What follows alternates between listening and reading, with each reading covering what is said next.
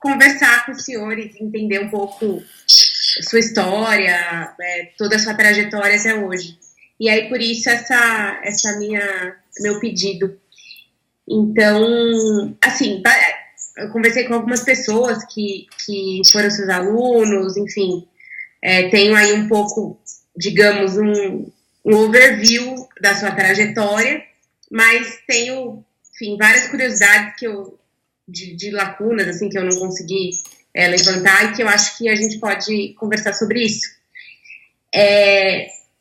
Então, assim, primeiro eu li um post seu no Facebook e também vi alguns vídeos em que o senhor é muito crítico à educação formal, né? Essa questão de universidade, diploma, essa coisa engessada e tal, e que o senhor não estudou até o 4º ano do ginásio, se eu não me engano, foi o post do Facebook e dizia isso. Eu queria entender um pouco, assim, quando que o senhor percebeu e começou a criticar esse modelo tradicional de ensino e decidiu não perseguir esse caminho tradicional, enfim. Queria entender um pouco isso. Então, a sua história com a leitura. Começar pela coisa mais elementar. Quais dos meus livros você leu? Eu li o mínimo, mas não li todo, confesso. Então é o seguinte, você não conhece nada do meu pensamento, essa é a verdade. É que nesse caso, professor, eu acho que a gente não vai... o perfil, ele não vai ser talvez nem uma exposição ou uma... Como que eu vou dizer? A gente não vai falar da sua linha, dizer, enfim, o que o senhor pensa sobre determinados assuntos. Eu acho que é mais... o perfil, ele é mais para contar a sua história, a sua trajetória de vida mesmo. Não tanto o conteúdo do seu pensamento. Seria, enfim, mais ou menos por isso. Não, mas a minha trajetória de vida é os livros que eu escrevi. Sim. Eu não faço outra coisa além de escrever e ensinar.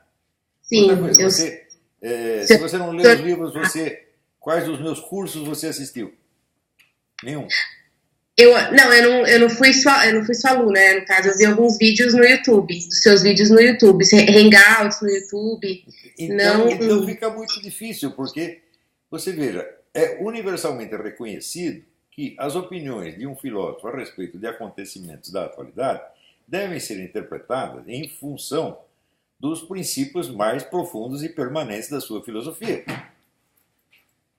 Senão você não vai entender absolutamente nada. Você veja, quando eu comecei a trabalhar no jornalismo, trabalhar no Jornal da Tarde, na redação, um estudante de filosofia...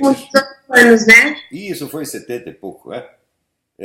Havia um estudante de filosofia chamado Reinaldo Lobo, e havia um professor de filosofia da USP, que era o Rolf Kuntz, meu amigo. Ah, conheço o Rolf. Quando chegava algum filósofo na cidade, mandavam o Reinaldo ou o Rolf entrevistá-lo. Você não pegava um cara que não sabia nada e mandar entrevistar. Não dá isso. Então, vê isto para você ter ideia do que está acontecendo com o jornalismo brasileiro. Então, professor, mas é que se a gente... Assim, a sua obra é muito vasta e o seu pensamento é muito completo, assim, determinado. Você tem muitas ideias sobre muitas coisas e eu acho que se a gente for por esse lado, e essa foi a orientação que eu tive, aí se o senhor acha que é melhor a gente não conversar, eu tô à sua disposição, não tem problema nenhum. Quem foi o seu chefe que te deu essa orientação? Como é o nome do chefe que lhe deu essa orientação? Como é o nome do chefe? É um dos editores da Veja. Quem é ele?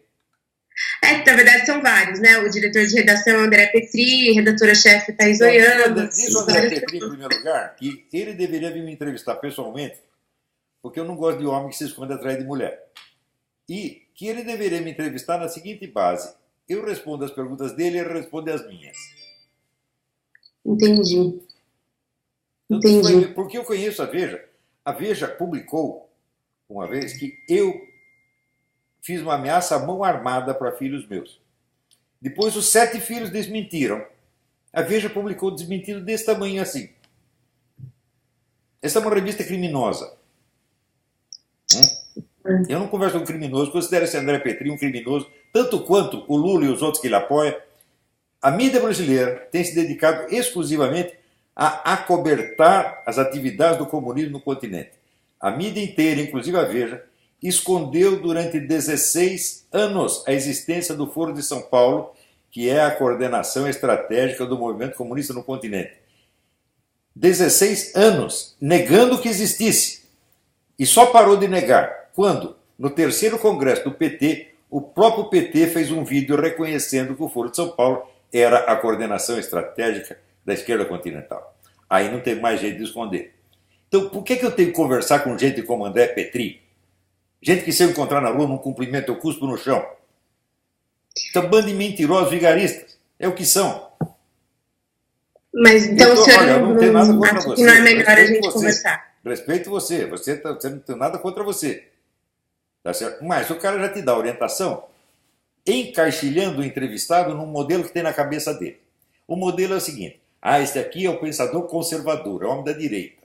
Ora, se fosse para eu apenas fazer um discurso de direita, por que eu precisaria ser um filósofo? Qualquer um faz.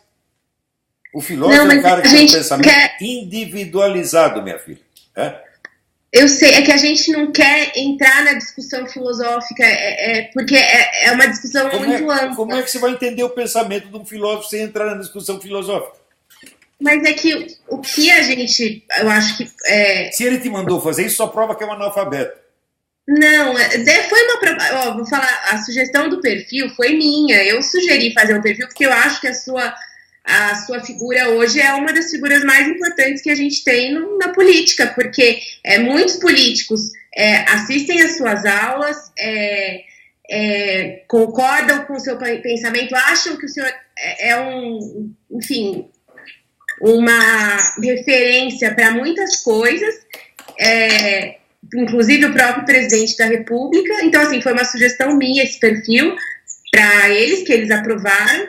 E assim, nessa linha de contar a sua história, independente do pensamento X ou Y, seria a sua trajetória de vida. Claro que a gente vai tocar alguns pontos, mas o principal seria conhecer a sua história mesmo. Então, eu peço uma grande desculpa se o senhor acha que não... A minha história já vem aí recortada, porque querem saber a minha influência política.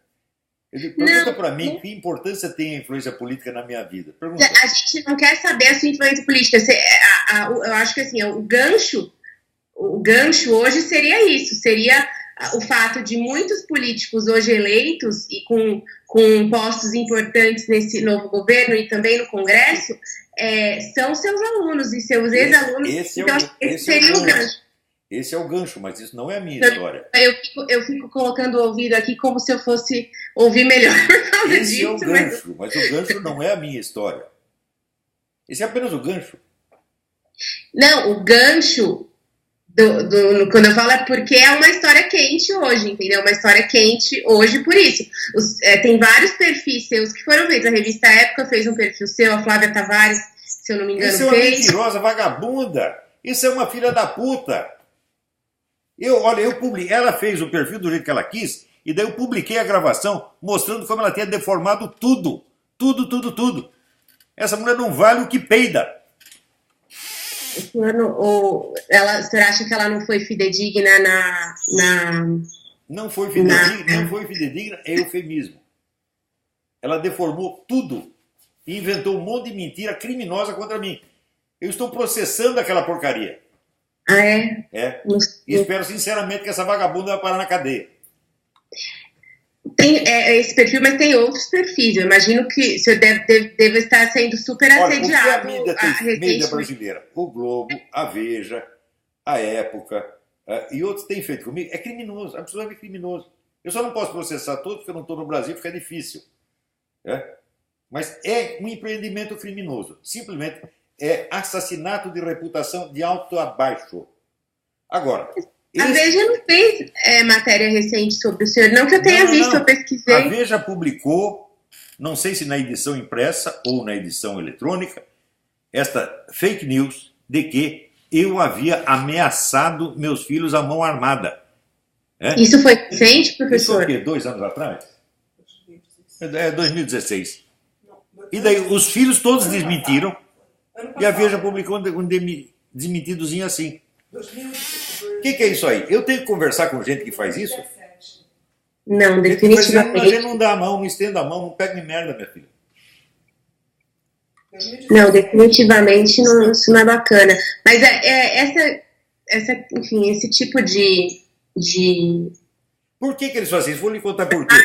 Na verdade, aqui, pelo menos aqui, eu pretendo fazer. Eles fazem isso porque no terreno intelectual eles não são capazes de competir comigo. Né? Eles saem com o rabo entre as pernas.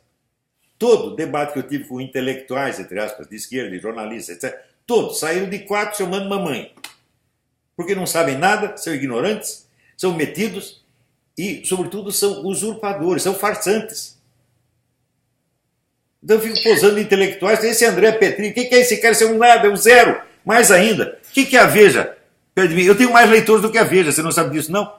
Eu tenho toda certeza disso. O senhor é uma estrela da internet, muitos seguidores no Twitter, muitos seguidores no Facebook. Vocês não são mais a grande mídia, meu filho, vocês já acabaram.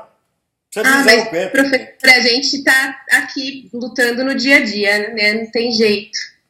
A gente fez jornalismo e tem que viver. Infelizmente, eu sei, jornalista não escolhe patrão, isso eu sei disso. Né? E se eu for contar os patrões para que eu trabalhei, você nem vai falar comigo, você vai ficar com nojo de mim. Mas eu trabalhei para todos esses vagabundos que hoje dominam a mídia. Eu não escolhia patrão, tinha filho para sustentar. Né? Trabalhei por Frias, trabalhei por Marinho. Por exemplo, entender a sua visão. O senhor teve uma visão da internet muito lá atrás que ninguém teve. A forma como o senhor criou seus cursos, etc., foi uma coisa extremamente pioneira ali. Então, assim, são essas coisas que a gente não vai entrar no mérito, na discussão filosófica, mas na sua trajetória, nas suas escolhas, em como que, por exemplo, ir para os Estados Unidos, ficar nos Estados Unidos, partir para o online, enfim, são passagens da sua vida que eu acho super importantes e mostram muita coisa. E toda a obra escrita que eu tenho, que é o sentido inteiro da minha vida, que é celebrado pelos maiores intelectuais do Brasil e do mundo. Isso tudo não interessa? Interessa a sua politiquinha do momento? Não, eu acho que interessa, mas é que um perfil, se a gente for discutir a filosofia no perfil, aí não vai ser um perfil, vai ser uma análise comparada. E aí, eu sinceramente, Você faz um perfil do Friedrich Nietzsche sem levar em conta a filosofia do Nietzsche. Como é que faz? Não dá para fazer. É a mesma coisa que você escrever a biografia de Beethoven sem levar em conta a música de Beethoven, pô. Não dá. Não é que a gente não leve em conta, isso não vai ser o foco, porque seria a revista inteira, um livro inteiro, entendeu? Acho que precisaríamos de um livro para fazer um perfil misturando a história com o pensamento. E aí eu vou confessar para o senhor, eu não sou a pessoa para fazer isso. Paulo Guedes, por exemplo, a gente fez um perfil dele, eu fui fazer uma entrevista com ele, aí a gente fez a entrevista e publicou junto com o perfil. Até se o senhor quiser perguntar para ele se ele ficou descontente e se achou que eu de alguma forma fui leviana com ele, o senhor pode perguntar para ele. A resposta que eu tenho dele foi uma resposta positiva, de que eu fui muito feliz. Não estou dizendo que você foi ou vai ser. Mas aí eu não entrei tanto no pensamento liberal dele, entendeu? Você é uma moça muito simpática, não tenho nada contra você, mas esse seu chefe, eu não confio nesse sujeito, mas nem se ele for me vender um chiclete, eu compro. Entendeu? Ele é legal, professor. Eu acredito que seja legal com os empregados, acredito. Tá certo? Mas, nas atitudes políticas dele, é um lixo. É um lixo. Porque é tudo distorcido, é tudo, assim, pura propaganda e ocultação da realidade. Ele foi um dos muitos que esconderam o Foro de São Paulo durante 16 anos. Pergunta se ele está arrependido de ter enganado o leitor. Tá nada, tá se achando lindo. Ai. Olha, e aí, como é que a gente faz? O senhor vai... Quando ele vir falar comigo, olha, eu pago uma passagem para ele vir falar comigo aqui pessoalmente, se for homem. Mas é que os diretores de redação e os redatores-chefes, eles não fazem reportagem. Eles estão lá, enfim, pensando em outras coisas. Olimpo, e aí no Olimpo, mandando as moças apanhar no lugar deles. Então, que maravilhoso, gente maravilhosa. Não, eles pensam... Bom, vamos lá, o que enfim, você quer saber? Diga aí, diga aí. Você é legal, eu vou conversar com você. é o seguinte, queria começar do começo. Isso que eu falei, eu fiquei muito, muito intrigada com esse post que eu li e com os vídeos que eu vi, quando o senhor fala dessa questão da educação, do ensino tradicional, das escolas, etc. Eu queria entender como é que foi essa sua escolha, ainda muito jovem, de falar, eu não quero isso para mim. Então, eu queria começar do começo. Olha, é o seguinte, eu vou dar só um acontecimento. Né? Eu estava lendo Goethe e a professora de português mandou ler Joaquim Manuel de Macedo. Isso com quantos anos? Eu tinha o quê? 14 anos. Eu falei, eu não vou fazer isso, minha senhora. Eu estou muito ocupado. Eu estou lendo Goethe, eu estou lendo Dante, eu estou lendo Dostoiévski. Eu não vou ler esta porcaria que foi feita para criancinhas. E assim, a mania nacional de você valorizar autores pela sua importância na formação nacional e não pelo seu valor literário intrínseco. Então, se você está lendo Dostoiévski, você não vai perder tempo lendo Joaquim Manuel de Macedo. Nem Memórias do Sargento de Milícia, nem isso. Né? Você quer literatura de alto nível, porque a educação literária tem que ser feita com as obras de mais alto nível que você puder encontrar, porque é isso que vai formar o seu gosto literário. Agora, se você começa lendo essas coisinhas de criança, você nunca vai ter o gosto literário. Né? E como que você descobriu Goethe? Não sei. Não sei, eu sei que eu lembro que eu comecei a ler As Desventuras do Werther, e quando li, de repente eu estava chorando, porque aquilo é um negócio comovente. Né? E daí procurei outros livros, e fui lendo, lendo, as afinidades eletivas, o Fausto, etc, etc. Né? Lendo Dostoiévski, a obra inteira de Dostoiévski. Eu tinha 14, 15 anos quando estava fazendo isso. Então, eu precisava ter uma educação literária de mais alto nível, a qual, não sendo possível obter na escola, eu fui obter por mim mesmo, com a ajuda de pessoas que foram generosas o suficiente para me ajudar. E seus pais tinham essa biblioteca Não. alentada que... Meu pai não tinha biblioteca nenhuma. Eu isso aqui tudo fiz por conta própria. Caramba! O meu pai morreu quando eu era jovem ainda, e a minha mãe não tinha onde cair morta. Minha mãe tinha sido apenas uma operária da indústria gráfica, né? E eu fui criado num bairro onde só tinha semi-analfabetos e não havia ambiente nenhum. Era mais ou menos assim. Eu tenho um amigo chamado Ronaldo Alves. Ele nasceu no Morro da Rocinha. É um negão. E ele diz o seguinte, ele diz, eu sofri mais discriminação na favela por ler livros do que aqui embaixo por ser preto. É uma história parecida com a minha, tá entendendo? Quer dizer, você lê livro, você é louco. Né? Esse era o ambiente, inclusive, na escola.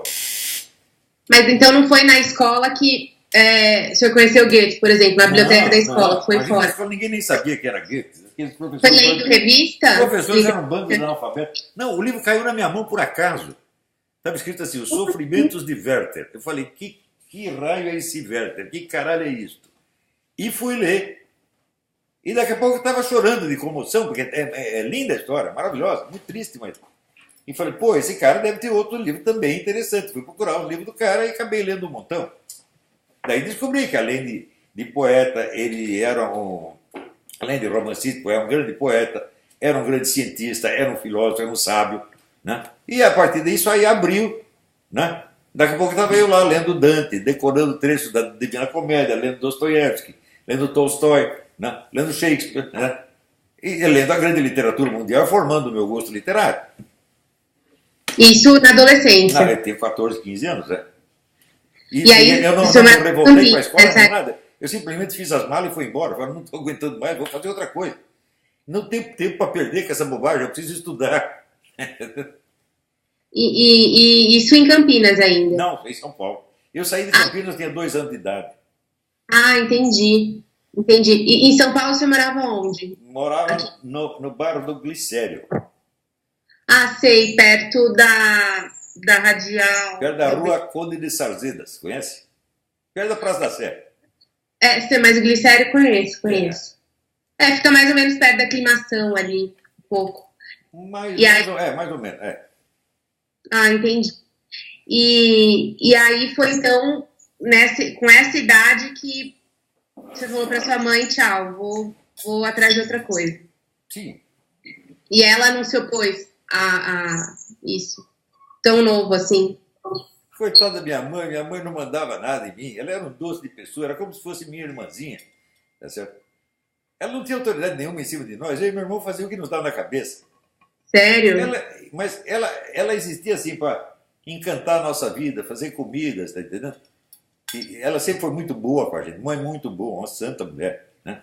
Mas ela não mandava em mim, ela nem entendia o que eu estava fazendo. Vocês eram quantos irmãos? Eu só tenho um irmão. Um irmão. E nós desfrutávamos ali, nessa época, liberdade completa, fazer o que queria. Entendi. E seu pai morreu quando você tinha quantos anos? Eu não sei mais, eu sou ruim de data, que é uma desgraça, você não queira saber. Entendi. Mas, Mas o senhor se lembra dele? Ou era uma idade que o senhor nem não. lembrava Pai, dele mais? Não lembraria mais? Quando eu tinha uns 8 anos, ele se separou da minha mãe. Eu fiquei um tempo sem ver, depois passei um tempo na casa dele. Também era um homem muito bom. Ele era um homem de uma certa cultura. Um homem muito bom comigo, ele sempre foi um perfeito cavaleiro. Sabe o que é jamais ter levado uma bronca de pai? Assim, não sei o que é isso, né? Era um homem educadíssimo, muito bom, bom mesmo. Né? E quando eles se separaram, brigaram, eu jurei para mim mesmo, eu nunca vou pensar uma palavra contra o meu pai nem contra a minha mãe. E isso fez muito bem para mim, você entendeu? Tem uma boa referência dos dois. Vocês não estão vivendo juntos, é problema deles e não meu.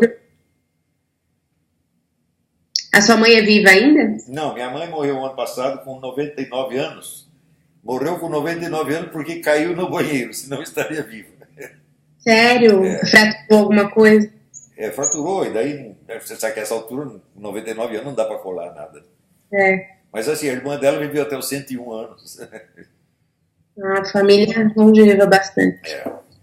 E aí, então, foi nessa época, nos 14, 15 anos, que o senhor tocou ali um pouco a literatura marxista, a esquerda, o pessoal... O marxismo foi depois. O marxismo foi bem depois. Bem depois, não, uns anos depois, né? Eu acho assim, que eu me lembre, o primeiro livro marxista que eu li foi uma antologia organizada por um autor francês chamado André Pietre, se é que eu me lembro o nome, né? Era André Pietre. Era uma coletânea de textos marxistas. Então tinha Karl Marx, Engels, Lenin, Georg Lukács, vários autores. Foi a primeira coisa. Não me impressionou muito, né?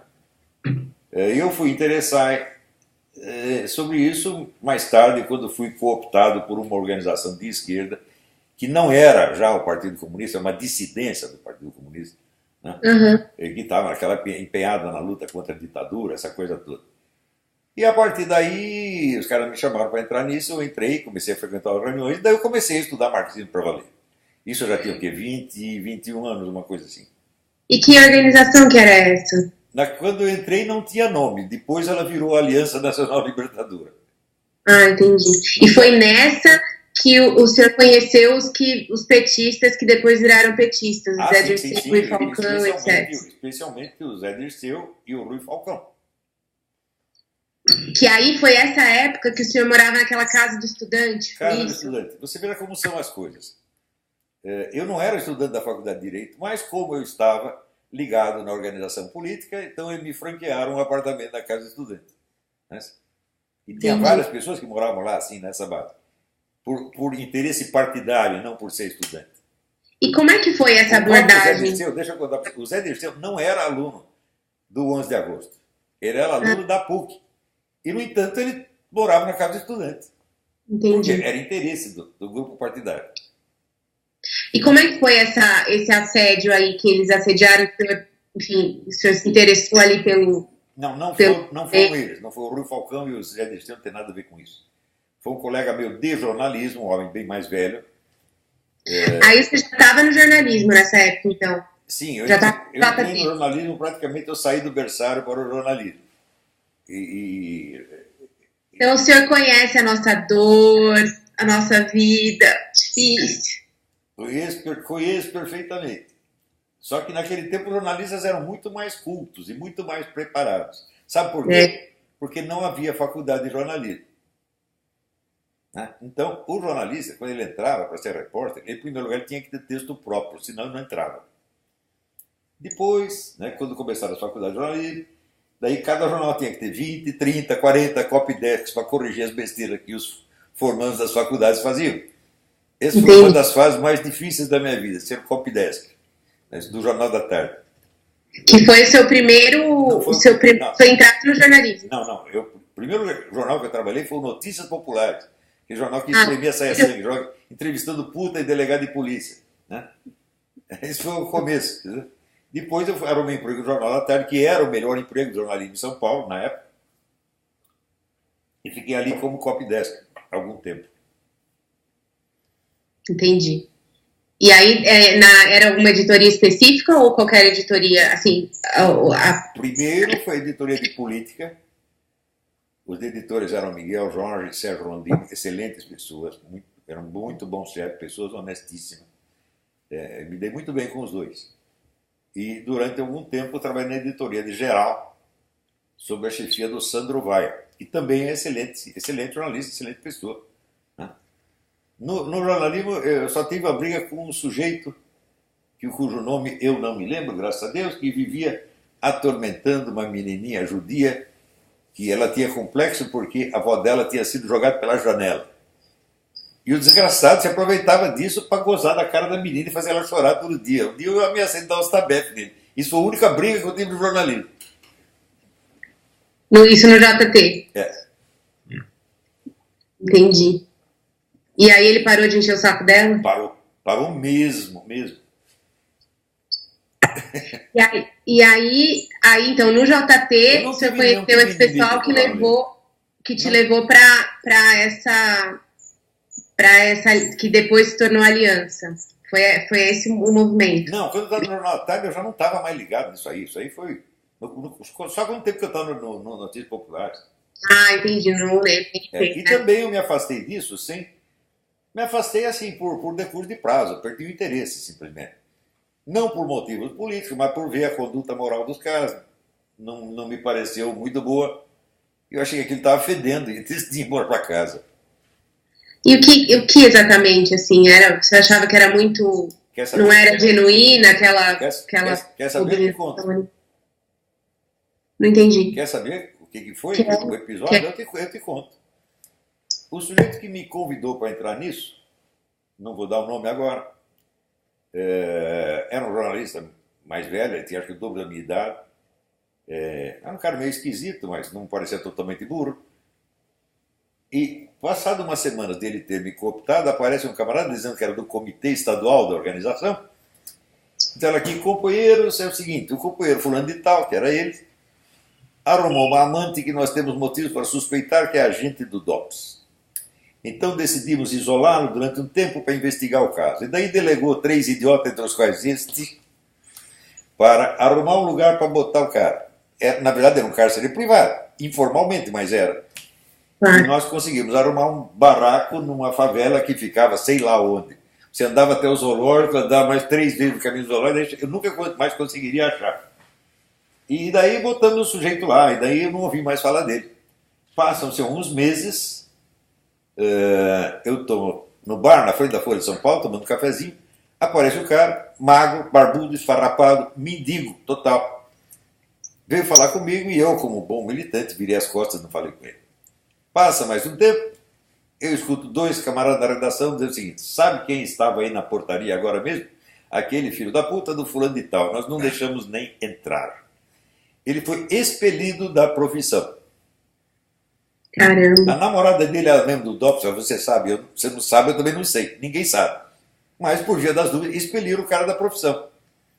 Agora vive se queixando de que a ditadura expeliu o gente da profissão, coisa que ela nunca fez, mas eles fizeram. Pelo menos nesse caso. Também vi esse pessoal comunista expelida do jornalismo, excelentes jornalistas, como o Meira Pena, o Gustavo Corsão, o Lenildo Tabosa Pessoa. O comunistado expeliu todos esses caras no tempo dos militares. No tempo dos militares, os comunistas já dominavam as redações completamente. Daquela época, tinha algum... Se eu fosse escolher um jornalista que eu achava que fazia um trabalho excelente, quem seria? Tinha muitos. Né? ali no Jornal da Tarde, onde eu sempre tive muita admiração pelo Rolf Kuntz, era um homem muito bom. Tinha o Ricardo Setti, era um homem sério, né? Tinha muita gente, tinha o Carlos Hernani Brickman, tinha muita gente boa, né? Aquela era outra época, você não imagina o nível do jornalista da época. Eu estou falando para você, o Rolf Kuntz, ele era professor de filosofia na USP. Sim. E era jornalista, fazia editoriais do Jornal da Tarde. Né? Era gente de altíssimo nível. Agora acabou tudo, foi pro diabo. Apareceu um monte de Andrés Petri. O André Petri é muito legal, professor. Você tem que conhecê-lo. Acredito que seja com você. Acredito. Né? Agora, aí...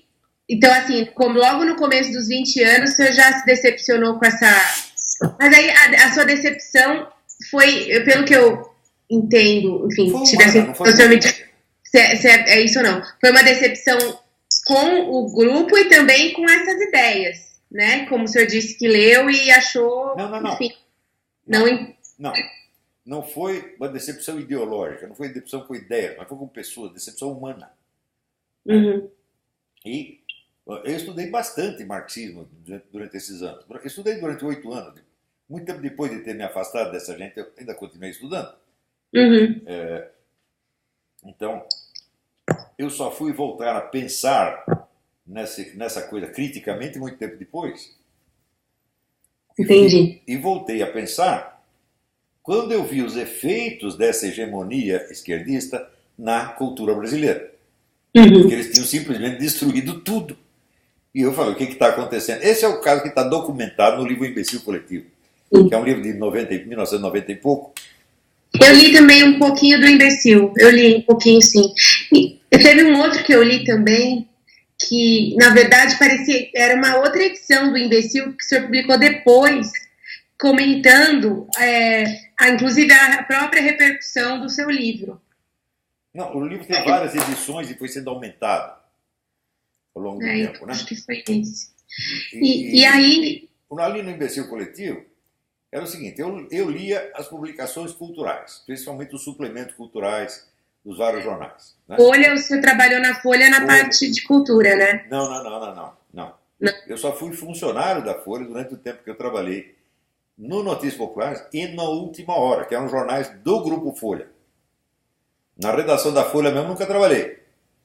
Você não trabalhou num negócio, me desculpa, pode ser um homônimo, num suplemento da Folha que chamava Folhetim? Não. Que o Paulo Francis escrevia? Não. Eu escrevi alguns artigos para lá, mas eu não era funcionário. Entendi.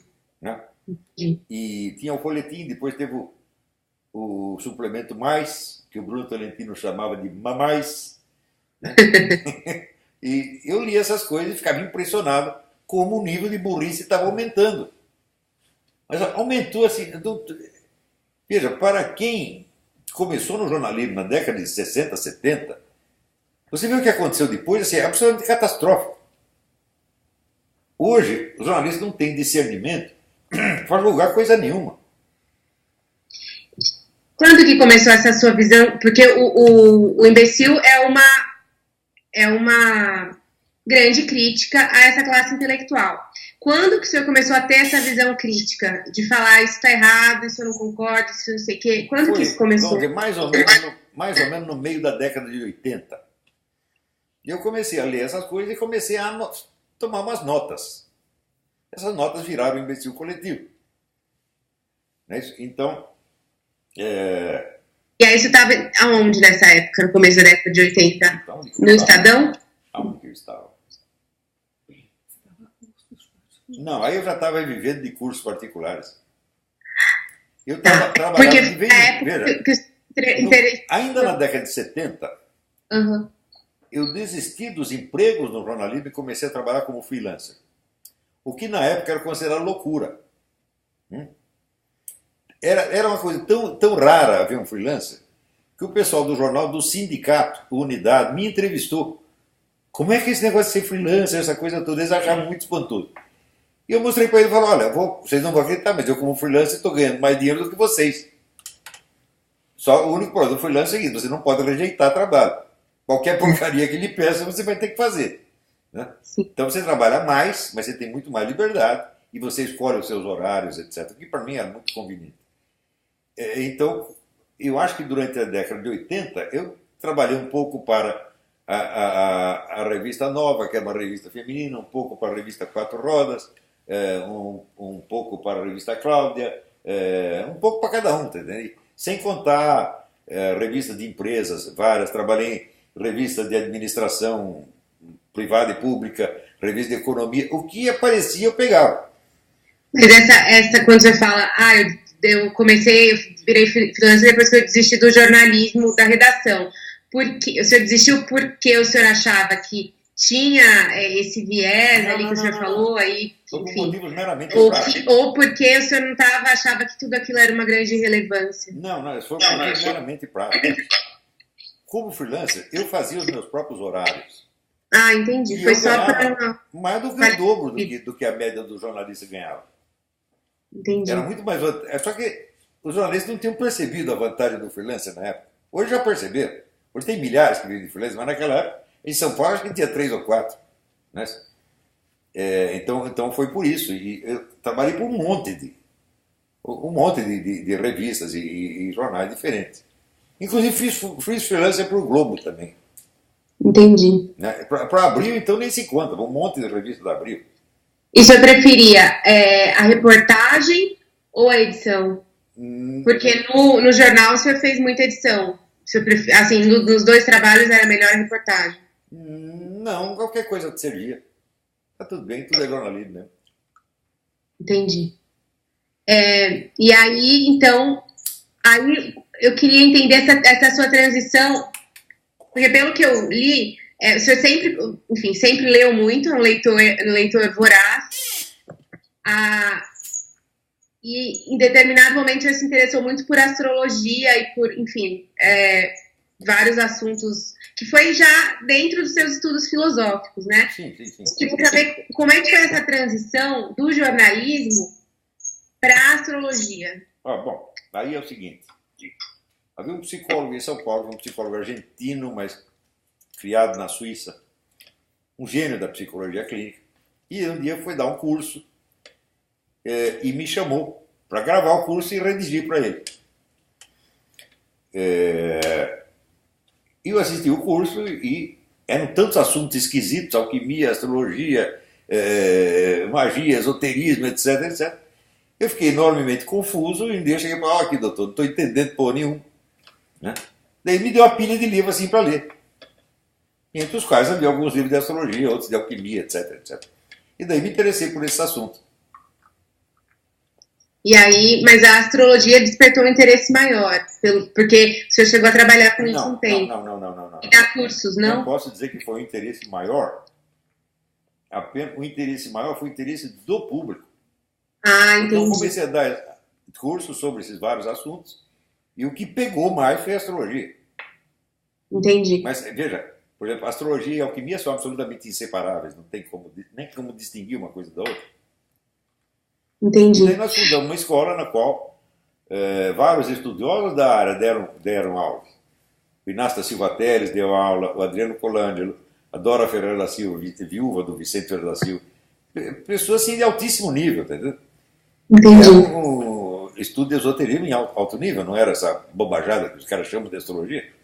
Eu recuperei algumas matérias da época, inclusive da Veja, da Folha, do Globo, em que justamente é uma outra, como se a impressão que eu tive é que era uma época em que a astrologia estava sendo descoberta ali.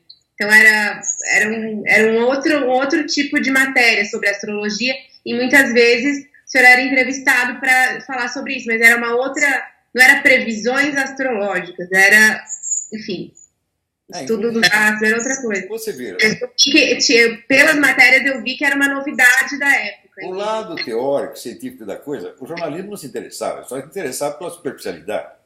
Então a Veja foi me entrevistar e disse, se a gente te der um mapa do sujeito, você é capaz de dizer quem é, que tipo de pessoa é, que você não, uma pessoa que você não conheça?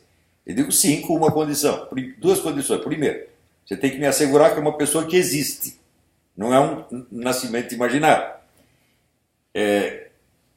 E segundo, você tem que me dizer o sexo da pessoa. Você me disser essas coisas e me der um mapa, eu te digo algo a respeito. E daí me deram lá um horário e eu digo, olha, esse sujeito aqui, ele é um escritor, muito provavelmente é um homem da esquerda radical, foi exilado político e eu acho que ele é homossexual. É o Fernando Gabeira. Agora, você vê, o fato de a gente fazer a coisa assim séria, como é que o jornalista interpreta? Que é um charlatanismo. Quer dizer, o pessoal pensa tudo ao contrário, tá entendendo? Eu estou mostrando aqui, falando, olha, um astrólogo em geral, você vai consultar, ele te fala 5 horas. Tudo mentira. O que dá para obter de um mapa astrológico é muito pouca coisa. E eu vou te dizer o mínimo que dá para obter, aliás, o máximo que dá para obter. Se eu disser uma palavra a mais a respeito desse sujeito, eu estou chutando. Entendi. Então isso quer dizer o seguinte, eu sou a favor ou contra a astrologia? A favor e contra ao mesmo tempo, claro. Tá entendendo? Você é contra o mau uso, né? Eu sou contra, assim, os astrólogos abusam. Eles fazem de conta que sabem mais do que sabem. Agora, algum fundamento a astrologia tem. Eu não sei qual é, mas algum tem. Entendi. E aí, nessa época em que o senhor estava com esse estudo, o senhor já estava dando cursos, que foi anos 80, final dos anos 80, começo dos anos 90. Eu comecei a dar curso nessa escola que nós fundamos na época, chamada Escola Júpiter. Os cursos fizeram um certo sucesso. E a partir daí eu comecei a puxar outros assuntos que me interessavam. Assuntos de ordem filosófica, literária, cultural, histórica, etc. Comecei a dar curso e também deu certo. Continuei dando curso até hoje. Entendi. E aí foi nessa época que o senhor foi para o Rio de Janeiro? Não, foi mais tarde, né?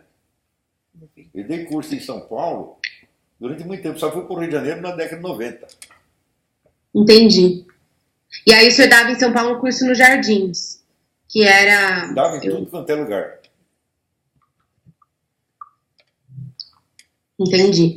E agora uma coisa que eu percebi também conversando com as pessoas é que desde essa época os seus alunos são muito engajados no que o senhor ensina. Então, fazem relatórios e chamam outras pessoas, assim, existe um engajamento, pelo menos é o que eu ouvi. E eu acho que a experiência mostra isso mesmo. Na área de filosofia, letras e ciências humanas, é o único curso sério que existe no país.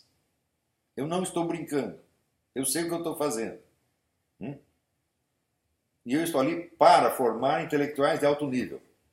Não é para formar um bacharelzinho em filosofia para dar um diplominha para o cara sair enganando os outros. Não é isso, não. O que se exige de um estudante de filosofia no Brasil, ou de letras, ou de ciências humanas, é tão pouco, mas tão pouco, mas tão pouco. Por exemplo, os caras fazem o curso inteiro, nunca leem um livro. Eles leem apostilas, meu Deus do céu. Você vai lá, tem um xerox de 20 páginas. Né? Por exemplo, Karl Marx, ele lê o capítulo 1 e o capítulo 29 do Capital. Acabou. É isso o ensino universitário no Brasil. Eu vou dizer, uma vez, entrevistaram o Otto Maria Carpo. Sabe quem é o Otto Maria Carpo? Não sei. Você poderia falar que sei, mas... O maior historiador da literatura que existe no mundo. Era um austríaco, veio morar no Brasil. E o repórter perguntou para ele, o senhor faz fichamento do que o senhor lê? O Otto olhou para ele com um ar de desprezo profundo e disse, você não sabe o que é educação europeia, sabe? É assim. E nessa época, muitos alunos que faziam filosofia na universidade e foram ser seus alunos abandonaram levaram um susto. Levaram um susto pelo seguinte, lá eles tomavam conhecimento de 1000 autores dos quais eles nunca tinham ouvido falar. Mas eles chegavam a abandonar o curso e fazer só o seu curso, por exemplo? Tem algum caso que eu não sei, porque eu dizia o seguinte, olha, você continuar o curso de filosofia na universidade, seja na USP, na PUC, é apenas uma questão profissional sua. Não tem nada a ver com a sua educação. A educação você não vai receber nenhuma lá. Mas você pode estar precisando do emprego, então você continua. Véio. Agora, se não vai trabalhar nisso, então daí não precisa continuar. Você continua se você quiser, o problema é seu. É isso. Porque tem uma coisa que eu faço, eu me recuso a orientar os alunos nos seus problemas pessoais, eu não posso fazer isso. Mesmo porque eu estou à distância. Quer dizer, só se for um caso extremo, sei lá. Ah, tem um aluno aqui querendo se suicidar, dá uma mãozinha. Daí a gente vai lá e dá uma mãozinha.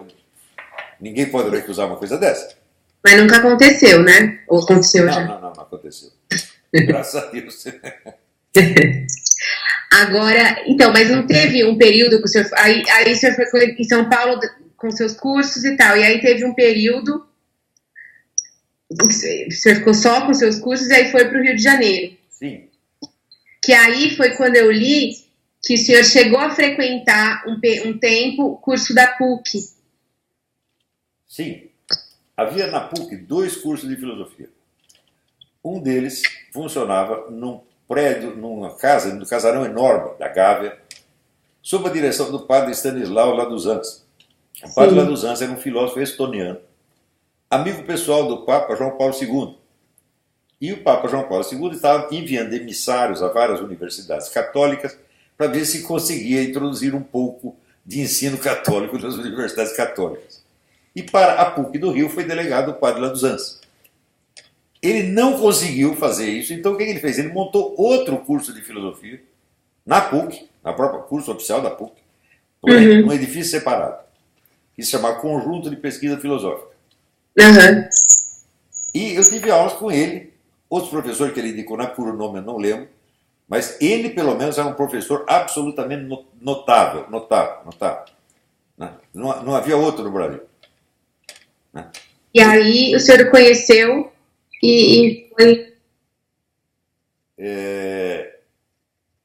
Veja, quando eu entrei nesse curso, eu vou dizer por que eu entrei. Eu tinha escrito um longo trabalho sobre o filósofo brasileiro Mário Ferreira dos Santos. Trabalho do qual uma parte foi depois aproveitada como introdução ao livro dele, A Sabedoria das Leis Eternas. E eu sabia que o padre Laduzans estava ligado lá a uma editora católica, e como o Mário Ferreira era um filósofo católico, eu falei, quem sabe ele se interessa em publicar isso aqui. Na revista, eles tinham uma revista chamada Presença Filosófica. Fui lá levar o artigo para a Presença Filosófica. O padre leu aquele negócio e disse o seguinte, ele disse, meu filho, você está na filosofia como o peixe está na água. Esse negócio está muito bom. Então, mas é o seguinte, mas seria bom você ter um diploma para você poder lecionar essa faculdade. Então você faz o meu curso e depois, no fim do curso, você apresenta este trabalho como o trabalho de conclusão do curso. Entendi. Quer dizer, a primeira coisa que eu fiz do curso foi o trabalho de conclusão. Ele disse, durante o curso você pode fazer o que você quiser, no final você apresenta este trabalho e te aprova. Aconteceu que no 3º ano do curso, o padre morreu. Entrou um bando de idiota no lugar dele e perdeu a graça o negócio. O padre, ele morreu em circunstâncias excepcionais. Ele era nascido na Estônia. Quando os russos saíram da Estônia, ele ficou tão contente que ele teve um infarto e morreu. Foi o único homem que eu conheço que morreu de alegria. Sensacional. E aí nesse curso... mas aí o senhor já estava morando no Rio? Estava morando no Rio. Não, no começo do curso eu ainda estava em São Paulo, né? E eu lembro que a gente ia, toda semana ia para o Rio. Aquele dia de ônibus. Mas depois eu mudei para o Rio, logo em seguida. E aí mudou para o Rio, e aí o senhor começou a dar os seus cursos no Rio. No Rio. Ou o senhor foi trabalhar com... E aí o senhor já estava escrevendo o Imbecil. Sim. Estava juntando as notas para o Imbecil e estava escrevendo o Jardim das Aflições. E aí o senhor não estava mais fazendo freelancer para veículos? Quando a situação apertava, eu fazia. Entendi. Por exemplo, durante a experiência, eu me lembro que eu fiquei um mês substituindo um cara no Globo. Né? Em que área? Não lembro mais. Não, eu estava no COP10. Eu me lembro que eu trabalhei também para as revistas do grupo da Fundação Vitor Tivita, Sala de Aula e Nova Escola, fez vários freelances para eles. Né? Assim, um monte. Fazia de vez em quando. Quando apertava a situação, falava, olha, não está... Por exemplo, fim de ano, sumiam os alunos, né? Daí eu pegava e fazia um freelance. Entendi. E aí foi nessa época que o senhor conheceu o Carelli. Da Bravo. Não, Carelli, que ano que foi? Que ano que eu fui trabalhar na Bravo? 97, Eu acho que foi... Não, quando que ele fez a entrevista? Da revista República? 95, foi 95. 95. Ele apareceu para me entrevistar para a revista República, logo depois da publicação do Imbecil Coletivo. Acho que foi 96. Então ele não conhecia o seu trabalho antes, o Carelli. Não sei, eu sei que ele... Bom, ele, pelas perguntas, revelou que conhecia alguma coisa. Entendi. Tinha lido Já coletou. E tinha lido Jardim das Aflições, tinha lido Nova Era Revolução Cultural. Nova Era Revolução Cultural é de 93. O Jardim das Aflições é 95 e o Imbecil Coletivo é 96. Foi 96 que ele apareceu. Foi 96. Entendi. E aí foi uma capa, não foi, da República? Foi. Entendi. E aí, nessa entrevista, o senhor passou a escrever para a República depois? Eu passei a escrever para a República, para a Bravo. É isso. Porque o Carelli também estava na Bravo, foi para Bravo, né? Sim, certamente. E aí, o senhor estava, então, aliando a vida de escritor, aí eram artigos, né? Não era reportagem, era artigo. As três coisas. Hã? Escritor, de professor e de jornalista. Mantinha o curso, escrevia o livro e publicava na imprensa, era isso? Sim, exatamente. Isso morando no Rio? Morando no Rio. Onde que você morava no Rio? Em geral foi no bairro de Laranjeiras. Ah, legal. Primeiro, quando eu estava muito pobre, eu morei num edifício que o pessoal chamava de um fabelão. Era um edifício onde lá dentro tinha igreja evangélica, comando vermelho, um puteiro, narcotráfico, tinha tudo lá dentro, era um universo. Né? E eu morei lá um tempo. Quando a situação melhorou, eu aluguei outro apartamento, ali em Laranjeiras mesmo, mais bonito, maior. Né? Mas, de modo geral, esse período do Rio foi um período muito feliz, porque o que restava ainda de vida intelectual no Brasil se concentrava no Rio. São Paulo tinha acabado. Mas no Rio você tinha ali pessoas de altíssimo nível. Né? Você tinha o José Montella, tinha o Alberto Salles, tinha o Paulo Francis, né? Tinha o Carlos Heitor Coni, né? E eu fiquei conhecendo essa gente toda. Né? Sobretudo quando publicou o livro, os dois livros, o Bruno Tolentino. Né? Então, quando saíram os meus livros, essa gente toda leu e gostou muito. Ou seja, os maiores intelectuais brasileiros acharam um máximo aqueles dois livros. Né? Então, por isso é um livro que é apreciado pelos gênios e depreciado pelos Zés Manés. Mas aí, só para entender, colocar dentro da linha do tempo, você publicou o Imbecil já no Rio ou ainda em São Paulo? No Rio. A minha vida editorial começa no Rio. E a ideia de publicar o livro, porque na verdade, enfim, foi um livro muito polêmico na época, né? Eu lembro até que eu resgatei umas matérias da época que o chamavam de polemista. Foi um horror. O pessoal ficou assustado porque o livro falava de pessoas que nunca tinham sido criticadas na vida, elas não sabiam o que é isso. Então, mas como é que surgiu essa ideia de fazer esse livro? Porque ele é um livro diferente, e eu confesso, já falei para você que eu não li a sua obra, mas eu tenho a impressão que o Imbecil, digamos que ele é um pouco mais, aí eu estou falando sem conhecimento de causa, se o senhor me diz se é verdade ou não.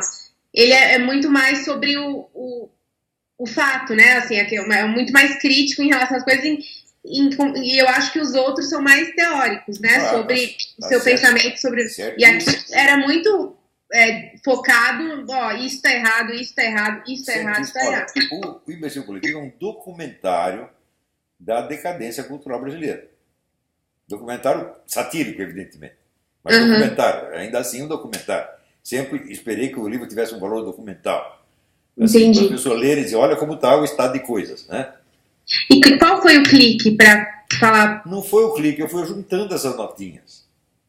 Eu nem sabia que ia virar um livro um dia. Eu escrevi essas notinhas e no fim das minhas aulas eu lia para os meus alunos para fim de divertimento, para diverti-los um pouco. Né? Ah, entendi. Daí o negócio foi avolumando, chegou um dia e falou, eu vou publicar isso aqui.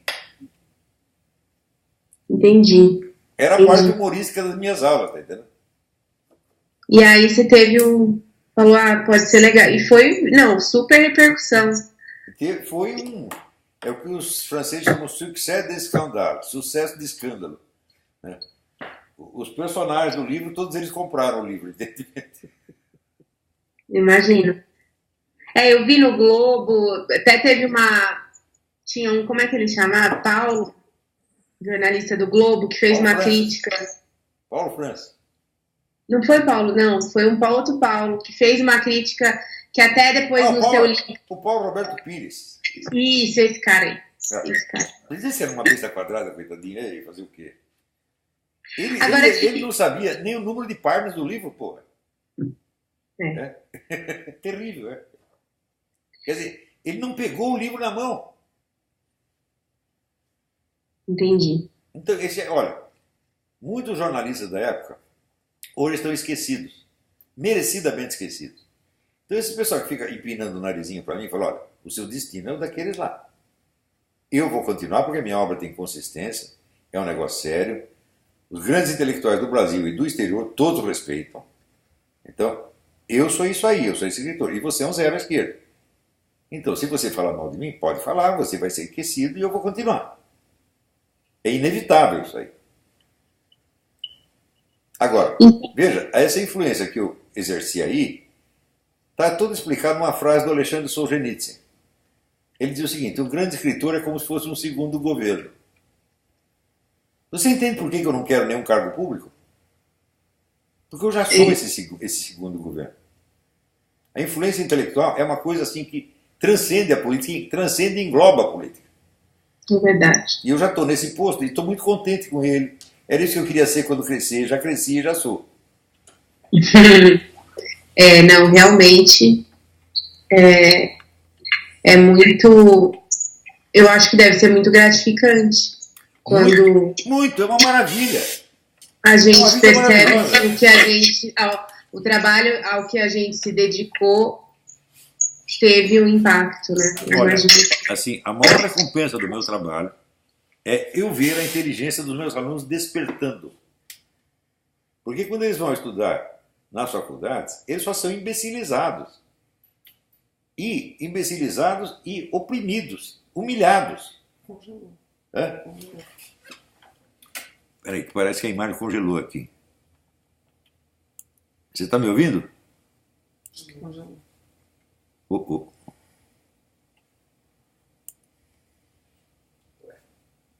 Oh.